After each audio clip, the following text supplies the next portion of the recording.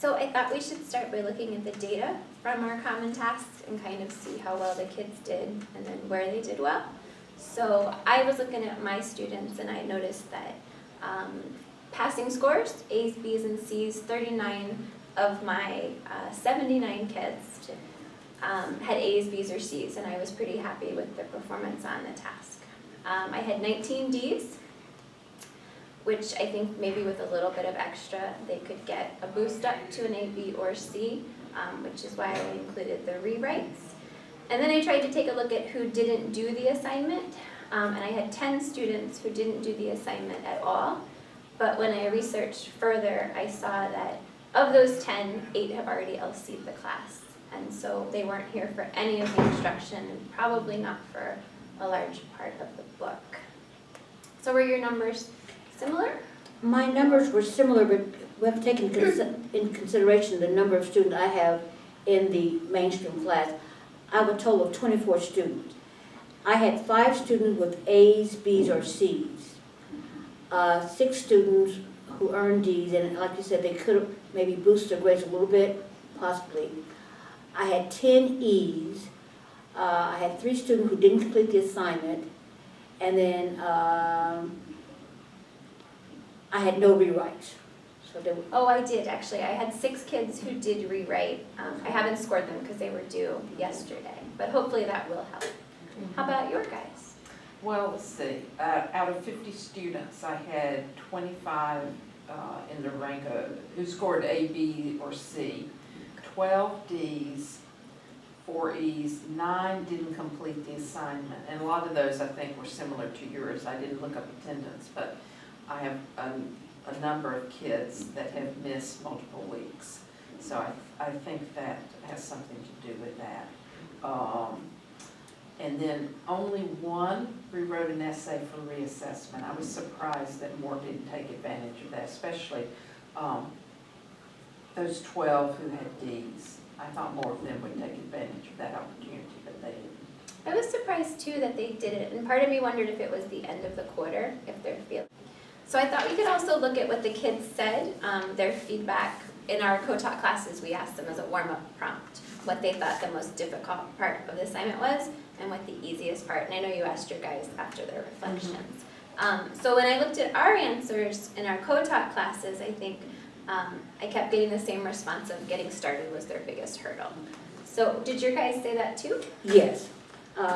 They needed the most help in getting started. Once I helped them get started, it seemed to be easier for them, but just getting started was their main difficulty. A lot of their responses were the hook, Yes. and then I also felt like some of them talked about the time frame, but I thought if we brought it back to the RQA, you only get 45 minutes for the writing, maybe that would help them kind of frame how quickly they need to identify what goes in their writing. And I also thought that my result, I explained to the student his results on the RQA. I told him it was relative. You know, you did well relative. Your mechanics was good relative to the whole essay, even though it wasn't best, but it was better than the other could have been. But I think one of the things they did say positively was the thesis statement worked well. Yes. And My did your students said guys? the same. Mm-hmm. So I think that the time we spent practicing with the 11th and also the other articles showed them how to write the thesis. Did you read good thesis statements? Yes, pretty much, I I think. thought they were pretty strong. When I looked at the rubric, I think my biggest concern was like supporting their examples. They fell short when it said make the cohesion with the text. They had the idea, they just didn't have the support to it. All right, so in terms of getting them ready for the RQA that's coming up, I thought this was a really good practice, but obviously there's some discrepancies between what they have the ability to do and what they have the ability to produce on the RQA. So my thought was, we had these, with our writers' conferences, we went through and talked about all the comments that are on turnitin.com so they can see exactly what we were looking for, and that way they have to read them with us. So I felt like that was positive and it kind of got them thinking. And then another thought I had was, the hook was such a problem for them that maybe I would go back and take some sample hooks, and next week we could show them their own hooks, and we could have like a mini conference about what worked well with this hook and why did it help the essay. And then they could kind of use those as models for for when they get the RQA. Since they won't see the question in advance, if they can at least have an idea in their mind of what a hook that would work, given the topic would be. So I don't know, if you guys have some other thoughts we could do to get them ready? Well, the RQA will require them to use a quote in their essay, so we could use practice, give them practice in introducing their quote, and how they just can't start the essay with the quote. They have to introduce it and then explain why the quote was relevant to their essay.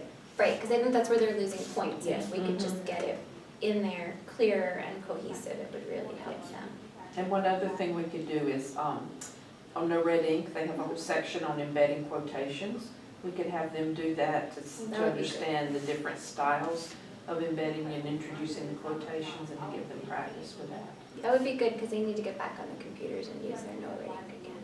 So that would really work out. And I think if we just kind of remind them the day before what our essays need to have, that they're getting there. We've just got to give them the additional